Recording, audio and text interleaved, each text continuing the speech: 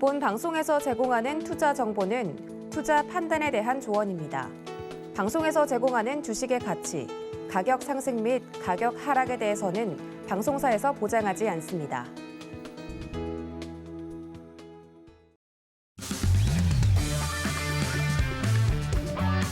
안녕하세요. 해외 시장 소식을 가장 빠르게 만나보는 시간, 해외 선물 신세계 리턴즈의 손자희입니다. 우리 시각 밤 10시 30분에 개장한 뉴욕 증시 하락 출발했습니다. 나스닥이 2.7% 넘게 떨어지면서 3대 지수 가운데 가장 큰 낙폭을 보이고 있는데요. 대세 하락이다, 바닥 다직이다. 전문가들 사이에서도 굉장히 의견이 분분한 시장 상황입니다. 소중한 우리 자산을 지키기 위해서 어떤 대응 전략을 세워야 할지 그 투자 솔루션 해외 선물 신세계 리턴즈에서 모두 알려드릴 테니까요. 채널 고정하시고 끝까지 함께 해주시기 바라겠습니다. 그럼 오늘 함께할 마스터 화면 통해서 만나보시죠.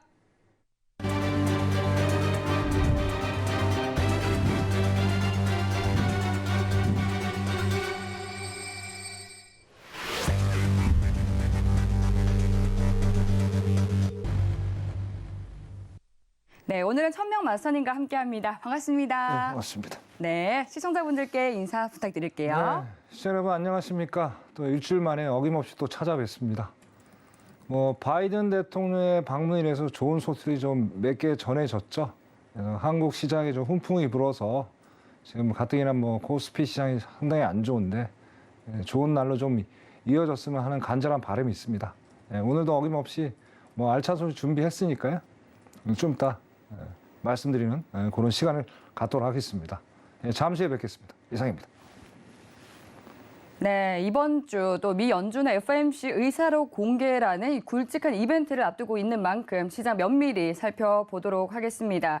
함께하면서 궁금한 사항들은 노란톡 그리고 또 유튜브 서울경제TV 라이브 방송 통해서 질문 보내주시면 되는데요. 노란톡 참여하실 수 있는 방법은 샵 0082번으로 1000명이라고 적어서 문자 보내주시면 되겠습니다. 노란톡으로 보내주신 내용들은 또 방송 중에 실시간으로 답변 도와드리고 있으니까요. 편하게 질문 보내주시면 되겠습니다.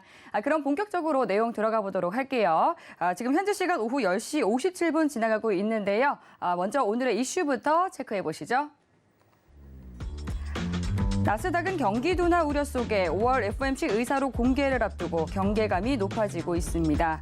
골드는 달러화 약세와 10년물 국채금리가 2주 연속 하락하며 3거래일째 상승하고 있습니다. 5일은 상하이 봉쇄 완화와 드라이빙 시즌 도래에 가솔린 수요 증가가 기대되고 있습니다. 유로 FX는 ECB 총재가 7월부터 기준금리를 점진적으로 인상하고 9월에는 제로금리로 복귀하겠다고 발언했습니다. 네, 이어서 주요 상품 시세 살펴보겠습니다. 조금 전 출발한 뉴욕 증시 3대 지수 하락세 보이고 있는데요. 상품별로 체크해 보시죠. 먼저 나스닥입니다. 2.67% 하락한 11,708포인트 선 지나고 있습니다. 다음 골드입니다. 0.95% 상승한 온스당 1,865달러 선 지나고 있습니다. 다음 오일입니다. 0.63% 상승한 바렐당 111달러 선 지나고 있습니다. 마지막으로 유로입니다. 0.39% 오른 1.074달러 선 지나고 있습니다. 네, 그럼 이어서 각 상품별로 당일 투자 전략과 또 시황까지 살펴보도록 하겠습니다. 먼저 시장부터 살펴보도록 할게요. 전 거래일에는 좀 상승하는가 싶었는데 아니나 다를까 오늘 3대 지수 모두 좀 큰 폭으로 약세 보이고 있습니다. 나스닥은 지금 나스닥이 가장 큰 낙폭을 보이고 있는데요. 2.7% 넘게 떨어지고 지금 2.8%도 넘어서서 굉장히 낙폭을 키워가고 있는 모습입니다. 오늘은 좀 어떤 스탠스로 대응을 해보는 게 좋을지 먼저 팻말 통해서 확인해 보도록 할게요. 들어보겠습니다. 하나, 둘, 셋. 관망 들어주셨네요. 네, 차트 보고 자리값 봐주시죠. 있습니다. 자, 일봉을 먼저 보겠습니다. 예. 일봉을 보면 제가 저번 주 목요일 날 나왔죠. 출연했는데 수요일부터 해서 계속 하락 마감을 하다가 어제 이제 일시적인 반등이 있었어요. 어제 중국 관세 완화 그런 것들 때문에 일부 반등을 했으나 오늘 반등을 또 반납을 해서 오늘 거의 뭐 제가 3%대가 넘는 하락이 지금 보일 것 같은데요. 네, 그래서 지금 제가 저번 주에 나와서 말씀을 드렸어요. 12,000 라인이 강한 어떤 뭐 변곡점을 가져올 수 있는 지점이 될 것이다. 근데 지금 보시다시피 전혀 지금 12,000 라인에서 뭐 반등을 못하고 계속 지금 하락 압력을 좀 받고 있는 상태지 않습니까? 네, 그래서 일본 보니까 새 네네. 팔았네요. 네네. 그래서 지금 어제 이 정도로 지금 떨어질 줄 몰랐는데 너무 지금 뭐 지금 서프라이즈합니다. 그래서 일단은 그 오늘 어떻게 될지 모르겠습니다. 뭐 또 시장이 아직도 시간이 뭐 미장 열린 지가 얼마 안 됐기 때문에 예. 12,000 라인이 만약에 다시 올라올 수 있다면은 이쪽은 이거 이 장기적으로 어떻게 이제 뭐 수익 매매 전략을 가져라 그렇게 좀 말씀을 드리고 싶어요. 그래서 오늘 굳이 이제 맥점을 좀 말씀을 드리려면 상당히 좀 많이 내려와 있는데 오늘은 그 결국엔 뭐 하락장은 뭐 분명한 사실이죠. 사실인데 좀 더 좀 많은 시간을 좀 관망을 하셨다가 11,800에서 11,850 라인에서 강한 지지 저항을 받으면 이쪽에서 매도 절가 한번 노려보시는 게 어떨지 그렇게 생각이 좀 들고요. 네. 그 다음에 지금 제가 이제 뭐 아시다시피 26일, 27일 날 26일 FMC 의사록이 있고 네. 27일 PC 발표가 있잖아요. 그렇죠. 그래서 이게 지금 벌써부터 내린다는 얘기는 제가 생각하는 거는 뭐 저번 주에 말씀드렸듯이 이 11,000 라인을 내리기 위한 어떤 지금 전야제가 아닌가. 한 번에 또 많이 빼기가 좀 무리가 있잖아요. 그래서 예. 제가 보기에는 오늘부터 벌써 화요일인데 화수목금 4일 남았지 않습니까? 아, 이런 상태로 가면 제가 보기에는 이거 11,000 라인이 이번 주 금요일 날 확실히 지금 붕괴가 될 여지가 충분히 있다. 예, 전 그렇게 좀 보고 싶습니다. 잠깐 요거 잠깐 이 근거를 좀 말씀 좀 드릴게요. 이제 근거가 뭐냐면은 자, 27일 날 이제 발표가 있다고 그랬잖아요. PC 발표. 근데 여기 보시면 이제 이게 중요한 겁니다. 여기 보시면 여기가 지금 이제 그 근월물 소비자 전월 대비해서 지금 이게 제일 중요해요. 이게 전월 대비. YY가 중요한 게 아니고 이게 제일 중요해요. 근데 예상치가 0.5예요. 0.5. 그럼 더 높게 나온다는 얘기예요. 예상치가. 불과 이제 며칠 더 남았지만은 이게 지금 미리 선반영을 하는 게 아닌가. 그래 FMC 의사록은 뭐 벌써 써머리 돼서 저번에 말씀 제가 다 원문 해석을 해드렸잖아요. 그거는 뭐 당연히 뭐 안 좋은 결과가 나올 테고 이 두 가지 악재로 인해서 지금 오늘 전야제가 벌써 시작된 게 아닌가. 그렇게 저는 근거를 살펴보고 싶고요. 오늘 정말 항상 말씀드린 요즘에 장이 상당히 좀 무섭습니다. 그래서 정말 저 보수적으로 대응하지 않으시면 큰 낭패를 볼 수 있으니까요. 그렇게 좀 오늘 대응 전략을 좀 짜시는 게 어떨까. 그렇게 생각이 듭니다. 이상입니다. 네. 정말 이 시장 지수를 제외하고는 조금 전에 계좌 상황 확인했을 때도 모두 상승하는 모습 보여졌습니다. 뭐 유가라든지 골드, 유로는 상승했는데 지금 뭐 시장 지수는 계속해서 낙폭을 키워가고 있습니다. 나스닥은 3% 넘게 지금 하락을 하고 있는데요. 지금 제가 인이어로도 내일 국내 시장 어떡하나 이렇게 걱정하는 소리가 들렸습니다. 오늘 우리 국내 시장도 사실 장 후반으로 갈수록 낙폭을 키우면서 좀 많이 흔들리는 모습 보였는데 이렇게 되면 사실 우리 내일 국내 증시도 흔들릴 수밖에 없잖아요. 그렇죠. 이제 네. 뭐 아까 서두에 이제 인사말에 말씀드렸듯이 이제 바이든 대통령이 방문을 하셔가지고 깜짝 선물 한 2가지 주셨는데 예.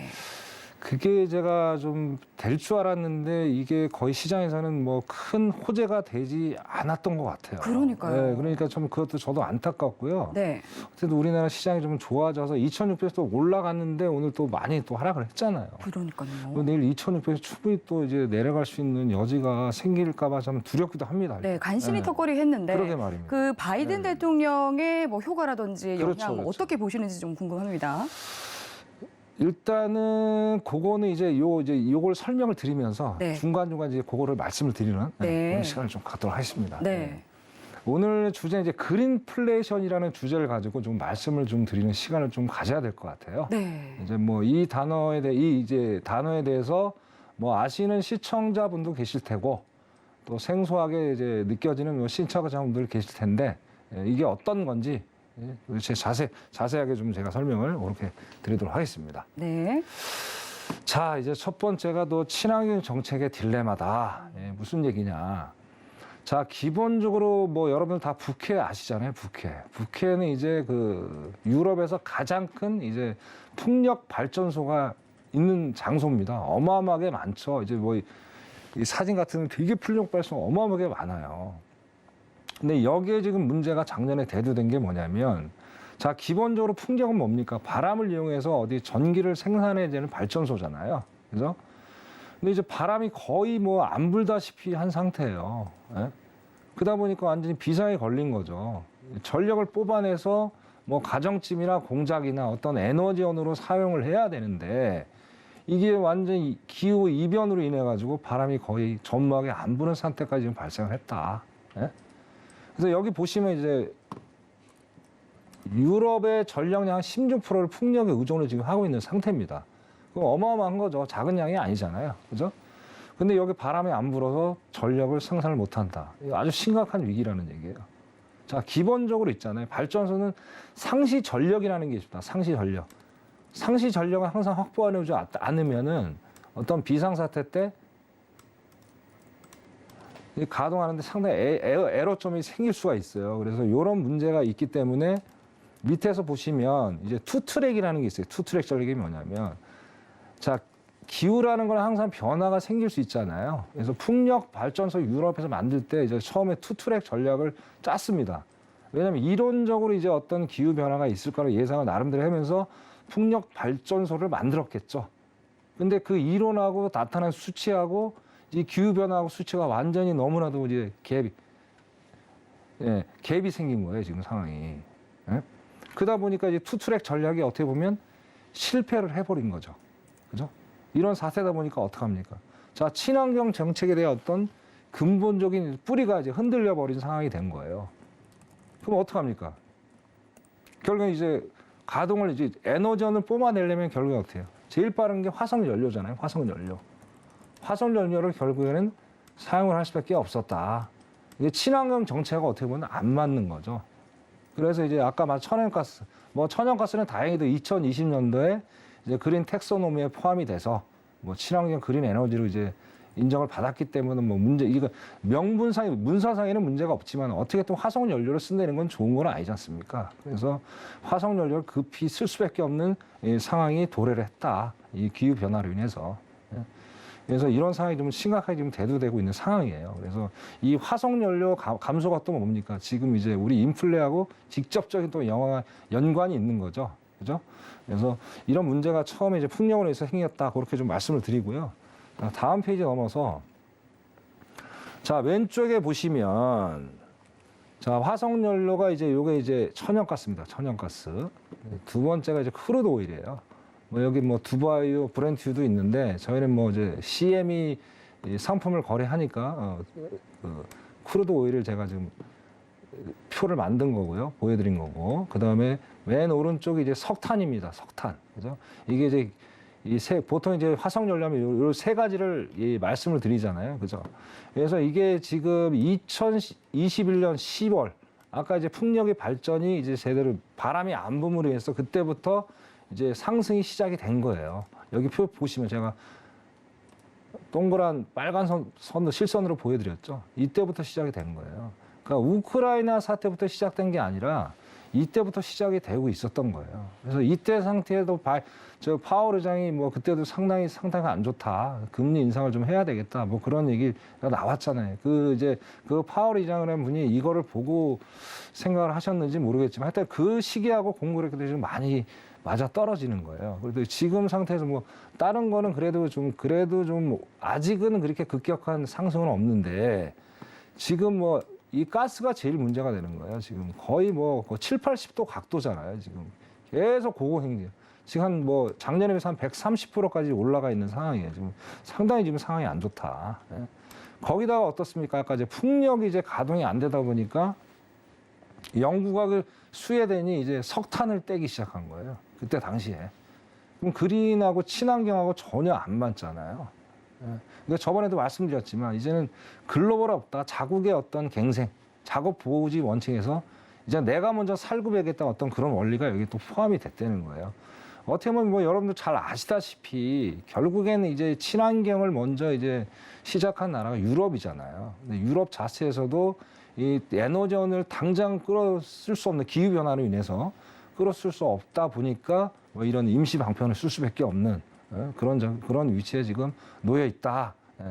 그렇게 좀 말씀을 좀 드리고 싶고요. 다음에는 이제 제일 중요한 게 우리가 원자재예요. 원자재. 지금 원자재가 지금 상당히 지금 심각합니다. 지금 무슨 얘기냐? 자, 여기 보시면 아이고 잠깐만요. 여기 보시면 이제 내연기관차가 있고 전기기관차가 있지 않습니까? 내연기관차는 우리 이제 뭐 기존에 있는 뭐 가솔린, 디젤을 말씀드리는 거고, 이제 밑에 전기차. 여기도 이제 광물이 들어가요. 광물이 들어가면 이제 밑에 보시면 이 전기차 같은 경우에 화석 내연기관차보다 6배나 많은 광물이 지금 들어가요. 6배. 어마어마한 거죠. 그죠? 근데 거기다 더 심각한 게 있어요. 여기 보면. 자, 발전소에 대한 겁니다. 발전소.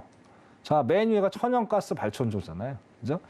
천연가스 발전소고 밑에 내려와 보니까 풍력발전소에서 육상풍력 발전소. 그죠? 이 풍력발전소가 거의 10배나 많은 어떤 광물이 필요하더라. 지금 그 상황이에요. 그럼 여기 밑에 내려와 보면요. 여기는 해상이 있어요. 해상. 해상은 또 어떻습니까? 거의 14배 가까운 그런 광물이 지금 필요한 상황이에요. 그러니까 이런 친환경이라는 의미에서 이런 이제 뭐 이 기이한 현상이 발생을 한 거예요. 물론 이제 그렇습니다. 일이라는 게 어떤 일을 처음 시도함에 있어서 항상 득과 실은 있는 겁니다. 근데 득보다 현재는 실이 너무 많은 상태예요. 이러다 보니까 상당히 지금 많은 위험을 초래하고 있다. 그러니까 여기 보시면 이 광물도 여러분 다 아시는 것들이에요. 뭐 구리, 그죠? 리튬, 뭐 니켈, 망간, 그죠? 뭐 등등. 다 듣고 있는 거예요. 근데 얘가 또 문제가 되는 게 뭐냐면은, 자, 기본적으로 이제 친환경 그린을 지금 하기 위해서 어떤 정책들, 2050 탄소 중립 뭐 등등 여러 가지 정책을 지금 피고 있는데, 어차피 세계가 나갈 방향은 정확히 맞아요. 어차피 뭐 지구 온난화 등등을 위해서 상당히 뭐 장기적으로, 예? 지구가 지금 뭐 오염도가 상당히 높은 상태지 않습니까? 그런데 지금 이게 광물을 또 캐는데 문제가 되는 게 뭐냐면 중장비를 동원해서 아주 이 옛날 원시적인 방법으로 캐고 있다는 게 문제예요, 지금. 응? 그리고 이제 이제 필요한 양이 너무나도 많은 거예요. 그러니까 수요와 공급이 지금 딸리는 거죠. 언밸런스가 생기는 겁니다. 그러면 이제 중장비로 이제 광물을 캐게 되면 어떻게 됩니까? 일단 유해 물질이 나오죠. 이거 상당히 또 안 좋아지는 거예요. 뭐 여기 이제 포함을 안 시켰는데 이제 알루미늄 한번 얘기 들어볼게요. 알루미늄. 알루미늄 뭐 여러분 아시다시피 중국에서 상당한 양을 수출을 하고 있죠. 제조를 하고 있죠. 그죠? 근데 그 알루미늄 이제 제조 공장이 또 뭘로 운영이 되느냐. 석탄으로 또 운영이 돼요. 근데 석탄은 또 친환경하고 완전히 뭐 배제가 되는 그런 광물이지 않습니까? 그러다 보니까 아무리 배짱 있는 중국이라도 눈치를 볼 수밖에 없는 상황이에요. 그래서 이런 복합 다양한 상황 때문에 지금 그랜 인플레이션이 어떤 딜레마에 놓여 있지 않느냐. 이로 인해서 이제 원자재 가격이 상승이 이어지는 거다. 그래서 우크라이나 사태 때문에 이런 건 아니라는 거 다시 한번 여러분들이 좀 시청자들의 상기를 좀 하셨으면 좋겠습니다. 그래서 그 전부터 이 원인이 계속 발생이 되고 있었다. 단 우크라이나 사태가 터지기 전 이제 부각이 안 됐을 뿐이에요. 우리가 이제 핫 이슈가 아니었던 건데 때마치 우크라이나 전쟁 원자재가 항상 문제가 상당히 제기가 되다 보니까 여기를 제가 한번 돌아보는 차원에서 이제 말씀을 좀 드리는 거라 그렇게 좀 보시면 될 것 같습니다. 예, 다음 페이지 한번 보겠습니다. 자, 다음은 이제 우리 이제 밥상 먹거리예요. 밥상 먹거리가 지금 또 상당히 좀 안 좋은 상태에 놓여 있어요. 그래서 저는 아까는 이제 그린플레이션이라고 그랬는데 좀 이것도 좀 표현을 좀 하다면 푸드플레이션, 그죠? 푸드플레이션에 지금 놓여 있는 게 아닌가. 그거를 좀 말씀 좀 드리고 싶어요. 그래서 여기 그 키포인트는 뭐냐면요. 자, 예측 불가능한 날씨, 예측 불가능한 날씨. 이게 지금 가장 큰 문제예요. 예측 불가능한 날씨더라. 자, 우리나라 이제 그 기상청에 있는 근무하시는 분이 상당히 이제 뭐 애를 먹죠. 이런 뭐 여름이나 우기 장마철 일기예보가 안 맞잖아요. 뭐 이분들은 안 맞히고 싶어서 안 맞히겠습니까? 여기 말대로 예측 불가능한 날씨 때문에 아무리 뭐 최첨단 뭐 고가의 장비를 갖다 놓더라도 이 예측 불가능 날씨 때문에 이거를 뭐 날씨를 전혀 맞출 수가 없는 그런 상황에 좀 놓여 있다라는 얘기예요. 그래서 지금 이제 그 유엔 식량 농업기구에서 이제 1996년도부터 지수 발표를 했는데 여기 보면 지금 13%가 지금 최고치 증가를 했다는 거예요, 지금. 이제 시발점인데. 그죠? 근데 이제 여름이 곧 있으면 이제 6, 7, 6월부터 이제 뭐 초여름부터 이제 다가오지 않습니까? 그죠? 그러면 이거는 지금보다 더 안 좋아질 수 있다라는 거예요, 상황이. 그렇죠? 그래서 이런 상황이다. 뭐 한 예를 들면 또 나라별로 한번 봅시다. 나라별로. 자, 미국을 한번 볼게요. 미국. 뭐 우크라이나는 저 시청자분 다 알고 뭐 상황을 다 알고 계시는 거니까요. 그죠? 자, 미국이 전 세계 두 번째로 밀을 수출하는 국가입니다. 근데 이쪽에 가뭄이 나가지고요. 거의 70% 정도 흉작이 났대요, 지금. 어마어마한 거죠. 결국엔 흉작이 나니까 가격 상승으로 또 이어지는 상황이고. 또 아르헨티나 같은 경우 거기들 뭐 똑같이 해요. 거기도 옥수수, 콩 뭐 등등 많이 나는데 제일 심각한 게 또 이제 콩이에요. 콩이 또 가뭄을 인해서 거의 20% 이상, 약 20% 되는 이제 어떤 수확량이 지금 줄어든 상태고. 일단 공부는 또 이렇고요. 이제 커피도 또 지금 심각해요. 뭐 커피 세계 최대 생산국이 어디입니까? 브라질이잖아요. 브라질 한 30% 하는데 브라질도 뭐 가뭄 때문에 수확량이 뭐 20% 가까이 급격히 줄었고 그것 때문에 뭐 스타벅스 뭐 등등 메이저 브랜드가 이제 커피 값을 많이 올렸죠. 그에 반면에 조그만 뭐 소형 프랜차이즈를 올리기가 쉽지 않죠. 경쟁력이 떨어지니까. 그런 상황.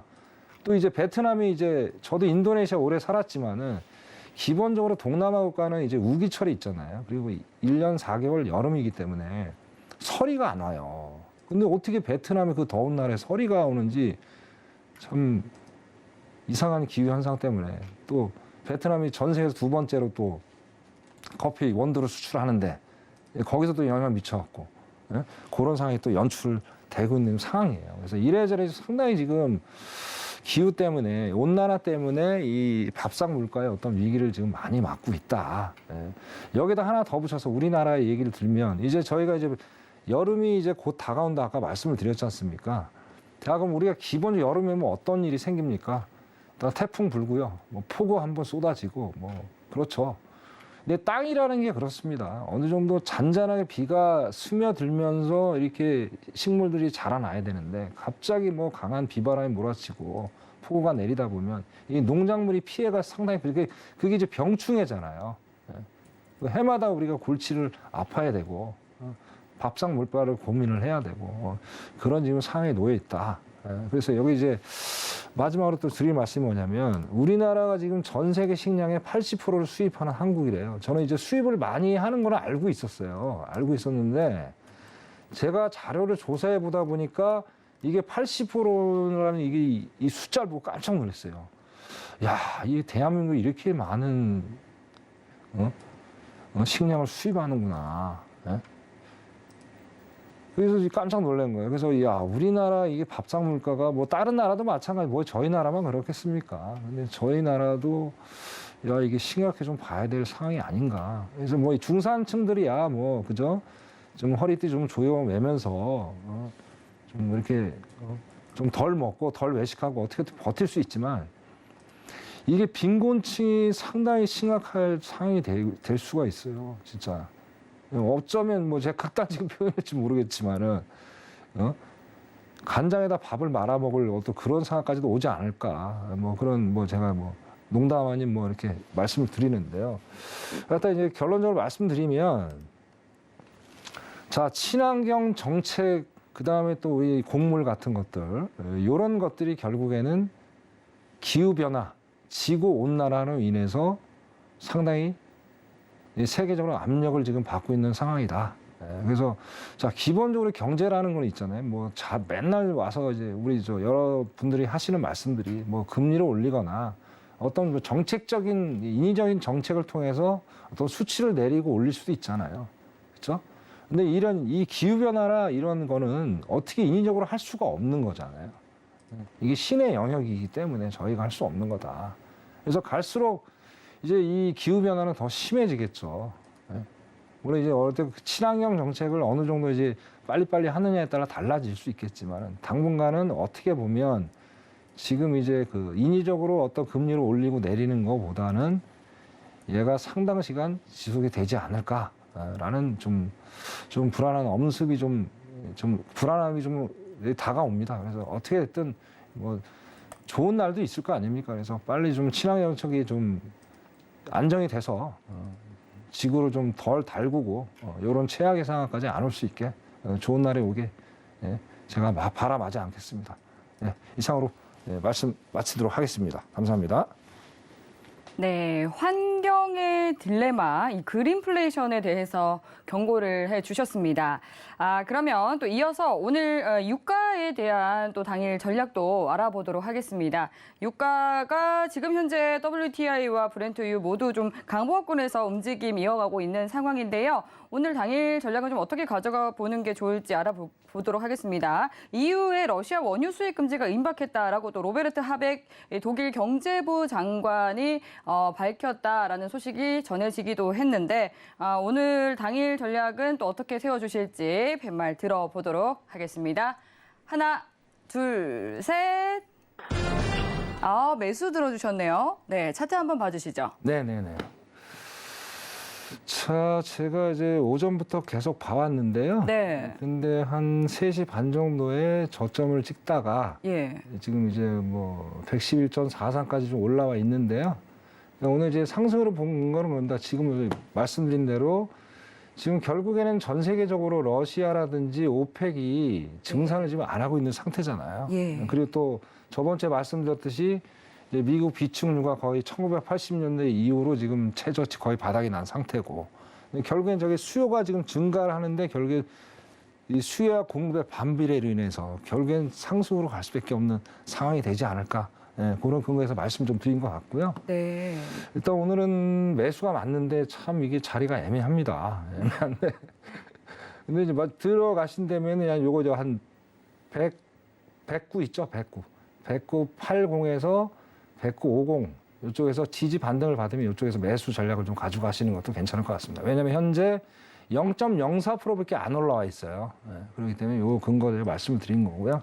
이 정도에서 어떤 이제 매수 전략을 가져가시면 수익이 나지 않으실까 그렇게 좀 말씀드립니다. 왜냐하면 여기 저 일봉을 보시면 지금 5이평선에서 강한 지지 반등을 받고 있습니다. 그렇기 때문에 여기는 깨지기 당분간은 쉽지 않을 것 같아요. 그래서 저번에도 말씀드렸듯이 110달러 이상이 가게 되면 120달러까지도 충분히 갈 수 있는 여지가 있다. 그래서 다행히 5이평선은 강하게 지금 지지 저항을 3일 동안 지금 받고 있어요. 그래서 이 상태가 되면 당분간 이걸 보시면서 이제 매매 전략을 짜시는 게 나을 것 같다. 그렇게 좀 말씀드리고 싶습니다. 네. 그리고 말씀하신 것처럼 이제 뭐 오펙 플러스가 증산을 유지하는 그런 기조를 계속 이어가고 있잖아요. 그런데 바이든 대통령은 오펙의 증산을 계속 요구하기도 하고 뭐 그러고 있는데 지금 바이든 대통령 같은 경우는 그 중국에 또 뭐 관세를 인하하겠다 이렇게 밝히기는 했지만 뭐 어떤 명확한 입장을 전하지는 않습니다. 이 부분에 대해서도 어떻게 생각을 하시는지 이야기 좀 풀어주시면 좋겠습니다. 네, 알겠습니다. 그래서 그렇지 않아도 오늘 제가 준비를 좀 해왔는데 이제 뭐 제목은 뭐 바이든 대통령의 낭보입니다. 낭보, 그죠? 낭보. 네, 일단 좋은 쪽으로 저는 이제 해석을 하고 싶습니다. 왜냐하면 지금 이제 전체적인 뭐 세계적인 뉴스들이 상당히 좀 안 좋게 지금 나오잖아요. 근데 항상 빛과 어둠이 존재하듯이 뭐 어둠만 존재하겠습니까? 빛도 있다는 걸 좀 보여주고 싶어갖고 제 나름대로 이제 뭐 어떤 논리를 피고 좀 긍정적인 3가지 측면을 말씀 좀 드려야 될 것 같습니다. 자, 첫 번째로 아까 앵커님 말씀하셨듯이 이제 바이든 대통령이 이제 중국 관세 인하를 검토를 하겠다. 인하를 하겠다는 게 아니라 검토를 하겠다는 얘기죠. 결론은 뭐 그겁니다. 자, 트럼프하고 선을 긋은 거예요. 그거는 트럼프 정권 얘기고, 나는 니네는 우호적으로 본다. 그게 이제 뭐, 내포하는 게 뭡니까? 결국에 이제 물가 상승률을 제어할 수 있는 거는 결국엔 싼 어떤 제품들을 미국에 유입을 해서 어느 정도 이제 물가 상승을 제어할 수 있는 어느 정도 이 상당 기여는 아니겠지만은 그래도 조금은 기여할 수 있는 부분이 있을 거예요. 그래서 일단 제가 보기에는 모르겠습니다. 이게 이제 5월 27일 아까 말씀드린 대로 PC 발표가 있다고 말씀드렸죠. 근데 그게 결과가 너무 안 좋게 나온다. 그럼 바이든 대통령이 폭탄 발언해서 갑자기 이날을 전 품목은 아니겠죠. 제가 알기로 2,000개가 넘는 품목으로 알고 있는데요. 뭐 어느 정도는 빠른 발표를 해서 물가 안정에 어떤 신호를 좀 주지 않을까, 좋은 신호를 그렇게 좀 생각하기 때문에 이걸 이제 1차적으로 제가 이제 낭보 보고 있고요. 그 다음에 이제 오펙의 증산 요구예요. 근데 지금 이제 그 4월 달에 제가 처음에 이제 말씀드렸던 게 유가에 대해서 말씀드렸을 때, 그러니까 5월 달에 어쨌든 바이든 대통령 비축률을 반출하게 되면 어느 정도 이제 그 국제 유가에 기여를 할 것이다. 근데 아직까지는 뭐 별다른 얘기가 없어요. 아까 뭐 경유를 하겠다는데 그것도 뭐 확실하게 모르겠고 월말 다 됐는데 그게 당장 되는 것도 아닐 것 같고요. 그죠? 그래서 어떻게든 이제 바이든이 국제 유가를 무조건 잡아야 될 겁니다. 잡아야 되기 때문에 오펙의 증산 요구를 했는데, 자, 어떻게든 이제 몇 번 계속 노크를 시도했죠. 유럽에서도 노크 시도하고 바이든도 몇 번 노크를 시도했는데, 제가 보기엔 이번에는 정말 이게 오펙이 노하기는 쉽지 않은 상황이에요. 명분이 너무 없어요. 누가 봐도 뻔히 아는 거잖아요. 지금 이제 유가가 워낙 뛰다 보니까 자기네 이득을 너무나도 챙기려고 하는 게 너무 속이 보인다는 거죠. 아무리 지금 글로벌화가 붕괴가 되고 자국 보호주의 원칙에서 좀 살아가는 지금 현 시대지만, 그래도 이 전 세계 질서의 룰이라는 게 있잖아요. 혼자는 갈 수 없는 거지 않습니까? 그래서 이번에 바이든이 어떤 증산에 대한, 오펙에 대한 증산 요구는 상당히 오펙이 노하기에는 좀 쉽지 않다. 왜냐? 명분이 없기 때문에. 그래서 이걸 두 번째 낭보로 좀 생각을 하고요. 세 번째가 이제 저겁니다. 그 시카고 연준의 4월 이제 전미 활동 지수가 발표가 됐어요. 그래서 0.11% 상승을 했죠. 근데 이게 이제 기본적으로 0을 넘으면은 이 역사적으로 이제 이 시장장이 이제 상승장으로 간다. 그런 지수가 이제 바로 이게 전미 활동 지수예요. 시카고 연준에서 발표하는 거. 그게 이제 4월에 이제 발표가 됐어요. 그래서 이런 세 가지 요인들로 인해서 어떤 이제 모멘텀이 정말 이제 상승으로 할 수 있는 모멘텀이 된다면은, 그러니까 5월 26일, 27일이 어떻게 나올지 솔직히 모르겠습니다. 근데 만약에 이게 예상치하고 실제치하고 별 갭이 없다면 이게 모멘텀이 돼서 일시적인 어떤 상승 랠리가 되지 않을까라는 제가 어떤 기대감에 의해서 이런 제 나름대로의 논리를 펴서 말씀을 좀 드리는 것 같고요. 그래서 어떻게 될지 모르겠습니다. 일단은 뭐 이제 바이든 대통령이 결론적으로 이제 첫 번째 문제가 그거예요. 관세 인하를 빨리 해야 돼요. 안 할 수가 없어요. 지금 상황에서. 그래서 바이든이 이거를 어떻게 빨리 움직이냐에 따라서 이 상황은 분명히 달라질 것이다. 그렇게 좀 말씀을 좀 드리고 싶습니다. 그래서 바이든 대통령 낭보다. 그렇게 말씀드리겠습니다. 이상입니다. 네, 바이든 대통령의 낭보라고 말씀을 해주셨습니다. 지금 시장이 이 투자자들이 이번 주 주요 경제 발표를 앞두고 좀 몸살이게 들어간 모습입니다. 변동성 공포 이 빅스 지수는 7%가량 오르면서 30선 부근에서 좀 움직이는 모습 보여주고 있고요. 나스닥 현물 지수 3.5% 넘게 하락을 했고, 또 선물 시장은 3.7% 넘게 빠지고 있는 상황입니다. 그러면 이어서 또 시청자님께서 보내주신 질문 만나보도록 하겠습니다. 네, 우짜님께서 보내주신 질문이네요. 서명마스터님, 방송 잘 보고 있습니다. 골드 전망도 궁금합니다. 마스터님의 생각은 어떠신가요? 이렇게 보내주셨네요. 네, 골드가 지금 현재는 한 0.7%가량 오르면서 1860선에서 움직이고 있네요. 골드 전망 어떻게 보실까요?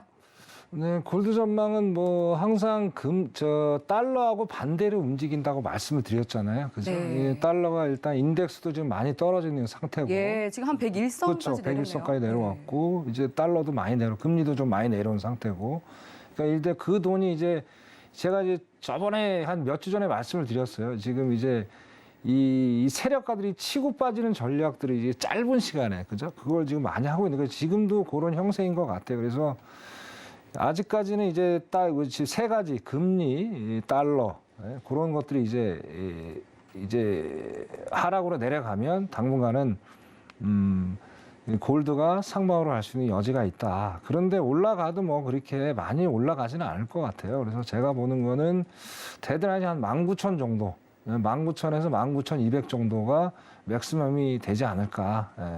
근데 저는 또 이렇게 봅니다. 일단 일시적으로 지금 금리 내린 거는 작전인 것 같아요. 어차피 어느 정도 돈이 채권으로 좀 몰린 다음에 나중에 또 금리를 올리지 않을까.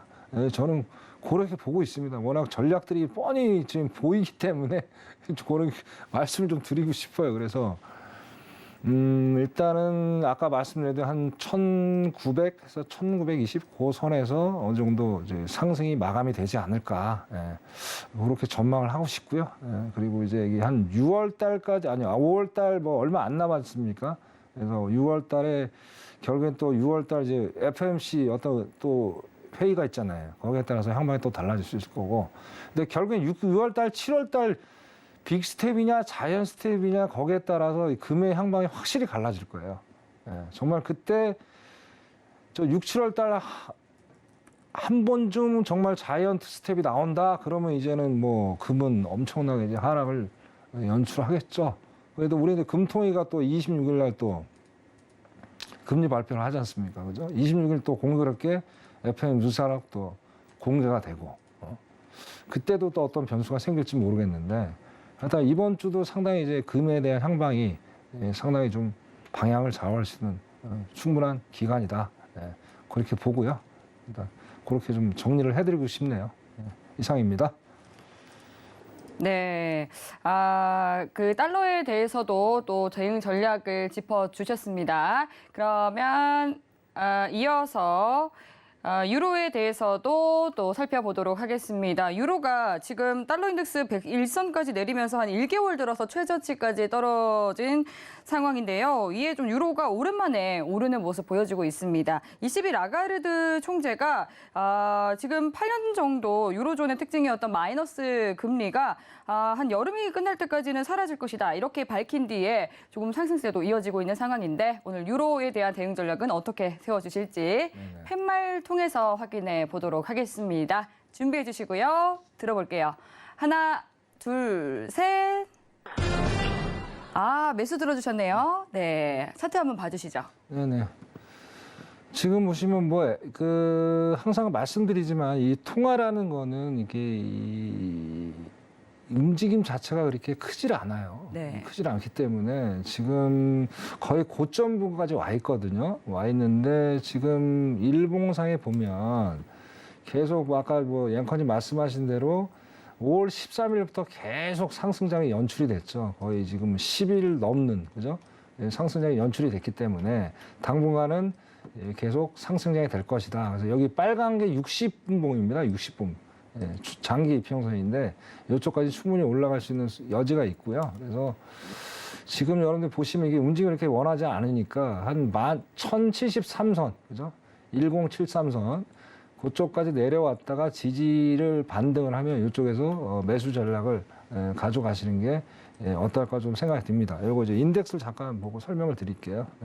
네. 봐야 되니까. 자, 여기 보면 이제 그 유로 USD, 그죠? 지금 이 상태에서 보시면 잠깐만요. 자, 정확히 나오죠. 숫자는 그죠? 아까 똑같아요. 13일부터, 그죠? 계속 지금 상당히 지금 많이 올라가고 있죠. 거의 한 103까지 왔었는데 지금 107까지 올라간 이제 가파른 상승세예요. 이거 원인은 아까 앵커님 말씀하셨듯이 22 금리를 올리겠다. 근데 그게 모르겠습니다. 9월 달에 다시 제로로 가겠다는데 그때까지 될까요? 유럽이 제가 보기엔 한국보다 더 지금 상황이 안 좋은데 어떻게든 그런 정책을 갖고 있다니까 그런 원리로 인해서 지금 올라가고 있는 것 같고요.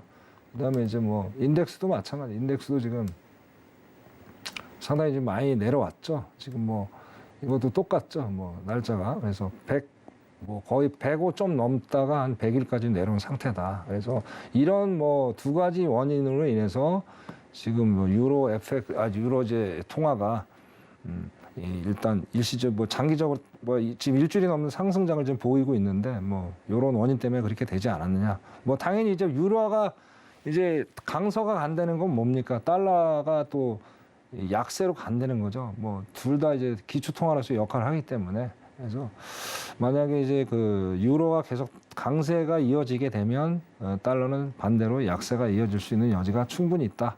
근데 그거는 또 이제 변수가 있죠. 예? 27일 날 그죠? 그때 변수에 따라서 이 그런 기초적인 그러니까 이 상식적 이론을 깨고 또 반대로 또 갈 수 있는 상황이 될 수 있어요. 만약 그때 당시에 만약에 달러가 상승을 한다면 그럼 유로는 또 다시 또 하방 압력을 또 받을 수 있는 그런 또 원인이 될 수 있을 거예요. 그래서 27일이 아까도 말씀드렸지만 상당히 중요한 그 디데이입니다. 디데이고 그래서 그 서막이 오늘부터 시작되지 않았으면 좋겠어요. 근데 너무 많이 지금 뭐 하방으로 지금 뭐 뉴욕 3대 수가 내려가 있는 상황이라서 참 어떻게 투자 전략을 짜야 될지 상당히 좀 고민을 좀 많이 해봐야 될 것 같고요. 그래서 그렇게 좀 정리를 해보는 게 맞을 것 같습니다. 예, 당분간은 지속된다 상방이 그렇게 정리하겠습니다. 네, 달러와 이 유로의 좀 복잡한 상관관계에 대해서 말씀을 해주셨습니다. 이렇게 좀 시장 상황에 대해서 짚어주셨는데요. 그리고 또 오늘은 기술적 분석에 대해서도 또 준비를 해주셨다고요? 네네네. 네, 오늘 기술적 분석은 어떤 내용으로 또 준비를 해주셨나요? 네네. 이거 저 잠깐 이제 차트 보고 말씀드릴게요. 네. 네, 제가 이제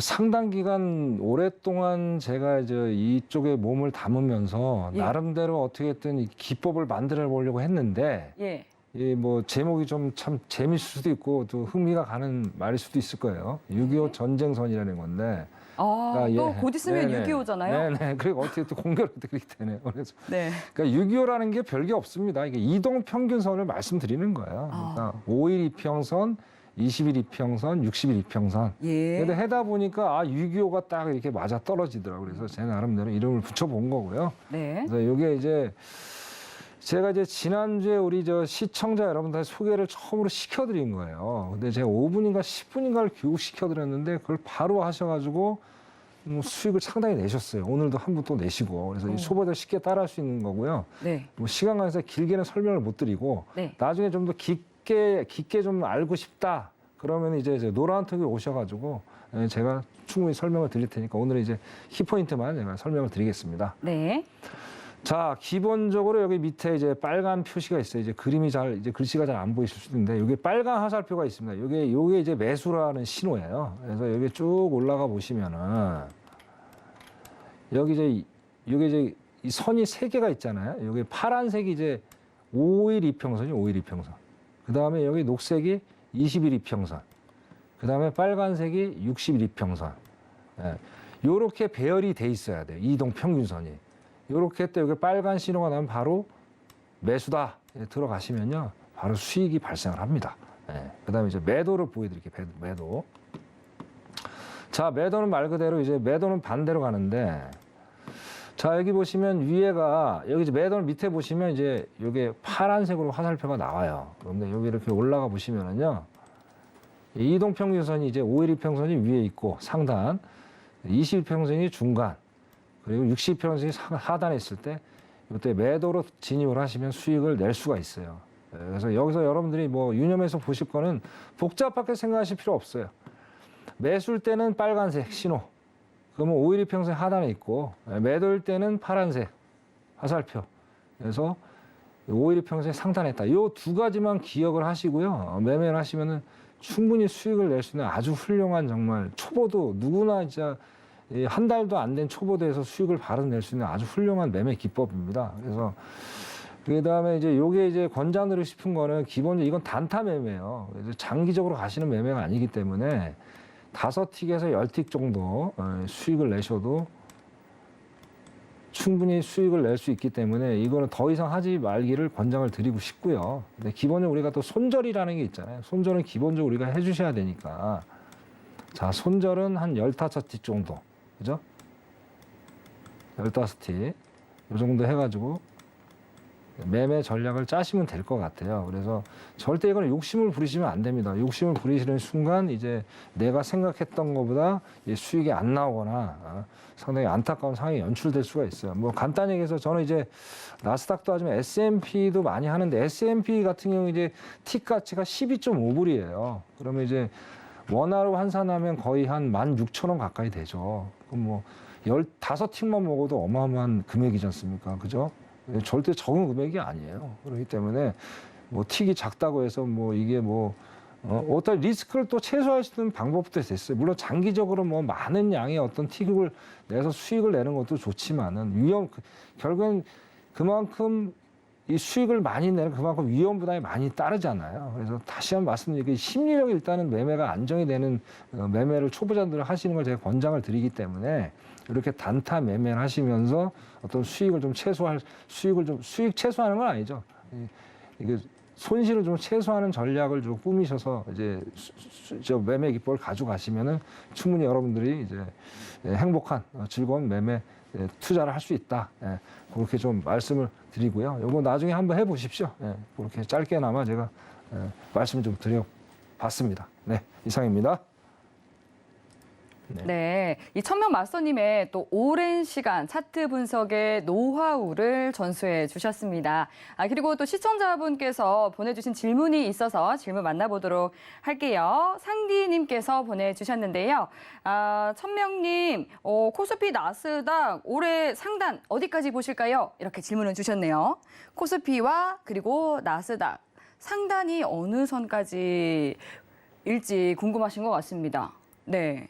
올 한 해 동안 2022년 올 한 해 이 상단을 어느 선까지 보시는지 궁금하신 것 같네요. 코스피는요. 네. 올해 상단이 지금 저는 2,600으로 보고 있습니다. 왜냐하면 지금 2,600이요? 2,600이요. 그렇다면 이제 계속해서 떨어질 것이다라고 그렇죠, 보시는 거네요. 그렇죠. 그렇다면 나스닥은 어떻게 보실까요? 나스닥도 지금 이칩니다. 11,000. 계속합니다. 11,000에서 12,000 그렇게 보고 있습니다. 네, 그러니까 계속 그냥 하락할 것이다. 그렇죠. 이제 제가 뭐 몇 번 말씀드렸지만은 예. 이 코로나 전으로 분명히 한 번은 갈 거예요. 그렇게 될 거다. 안타까운 얘기지만 저는 그렇게 예상을 해봅니다. 그렇게 안 맞기를 바라겠습니다. 알겠습니다. 네, 코스피와 나스닥 앞으로는 계속 그냥 대세 하락을 할 것이다라고 전망을 해 주셨습니다. 그리고 또 마스터님께서 내일 오전 그리고 오후 9시에 무료 강연을 준비하고 계신데요. 내일 강연은 좀 어떤 주제를 다뤄주실 예정인가요? 예, 뭐 아까 말씀드렸듯이 이제 그린 플러스 이제 푸드플레이션에 대해서 좀 이제 강연회를 좀 드리는 시간을 갖도록 할게요. 이게 좀 생소한데 이거는 다른 각도로 우리가 정말 이 깊이 좀 바라봐야 될 필요성이 있습니다. 그래서 단순히 이제 숫자만 가지고 이제 어떤 인플레이션을 바라보지 마시고요. 여러 가지 각도로 해서 바라보시는 라는 차원에서 주제를 가지고 무료 강연회를 좀 하도록 하겠습니다. 네, 이상입니다.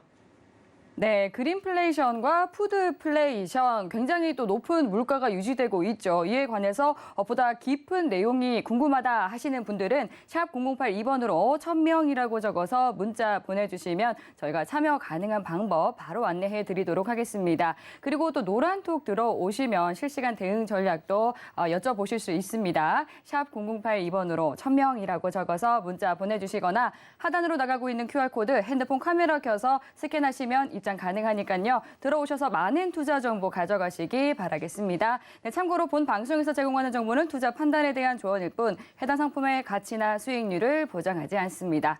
서울경제TV는 자본시장 통합법을 준수합니다. 1:1 투자 상담과 유사수신 행위 등 모든 불법 사항을 엄중히 금지합니다.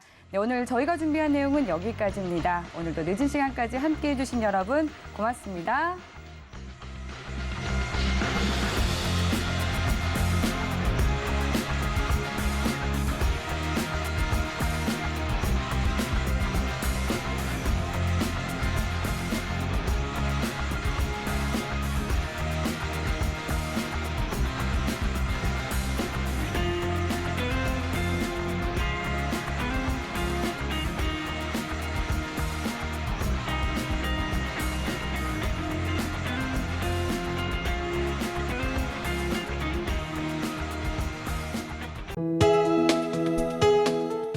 본 방송에서 제공하는 투자 정보는 투자 판단에 대한 조언입니다.